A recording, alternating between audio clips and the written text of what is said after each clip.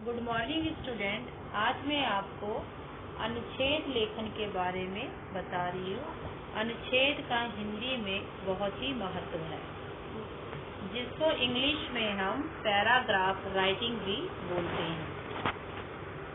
अनुच्छेद की सबसे पहले हम अनुच्छेद कहते किसको हैं?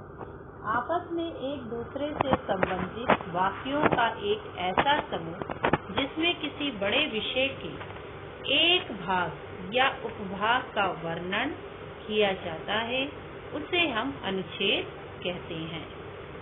अनुच्छेद लिखते समय क्या करना चाहिए?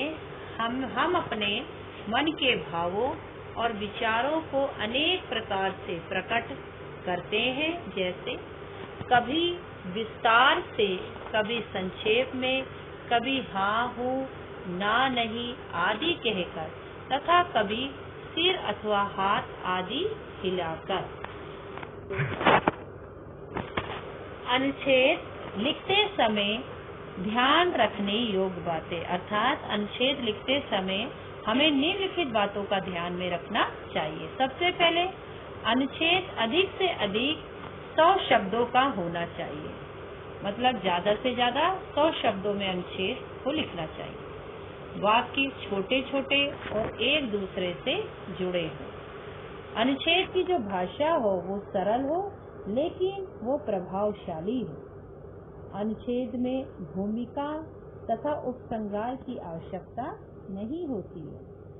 यदि हम अनुच्छेद के आरंभ में अनुच्छेद से संबंधित सूक्ति, उदाहरण या कविता की पंक्ति लिख दे, तो अनुच्छेद जो होता है वो प्रभावशाली बन जाता है। सबसे पहले हमने अनुच्छेद, अब पुस्तकों से क्या लाभ है, ये अनुच्छेद में आपको जो है ये समझा रही हूँ। सबसे पहले हमारा संकेत बिंदु।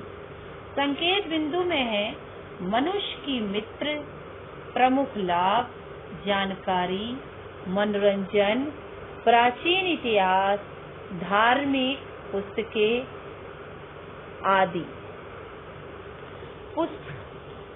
पुस्तकों को मनुष्य की मित्र कहा जाता है। मित्र सदा अच्छी राय देता है, राह दिखाता है, अर्थात रास्ते दिखाता है और रक्षा करता है। पुस्तकें भी मित्र की ही भांति हमें राय देती है, हमें मार्ग दिखाती है और कोई संकट में हमारी रक्षा करती है, अर्थात कोई भी मुसीबत होती है तो वो हमारी रक्षा भी करती है। पुस्तकों से लाभ ही लाभ है। पुस्तकें हमें ज्ञान देती है। आज हर प्रकार की जानकारी पुस्तकों में है। कंप्यूटर की पुस्तकें हैं, विज्ञान की पुस्तकें हैं, कला की पुस्तकें हैं। किसी भी विषय का नाम लीजिए, उस पर पुस्तक आपको मिल जाएगी। पुस्तकों से हमारा ज्ञान बढ़ता है। पुस्तकें मनोरंजन भी कराती हैं।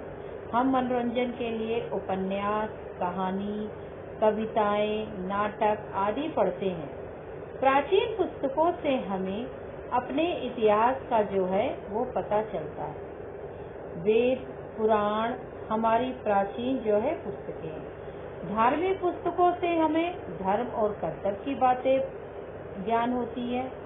उसी तरह गीता, पुराण, बाइबिल आदि प्रसिद्ध धार्मिक पुस्तकें हैं। हमें खाली समय में पुस्तकें जो है पढ़नी चाहिए। इससे हमारा जो होता है ज्ञान भी जो है बढ़ता है और मनोरंजन भी होता है। इसे ही कहते हैं आम के आम और गुठलियों के दाम, अर्थात पुस्तक तो पुस्तक पढ़ी और उसके साथ हमें ज्ञान भी प्राप्त हो गया। आशा करती हूँ बेटा आपको अनुच्छेद जो है मेरा समझ में आ गया होगा। धन्यवाद।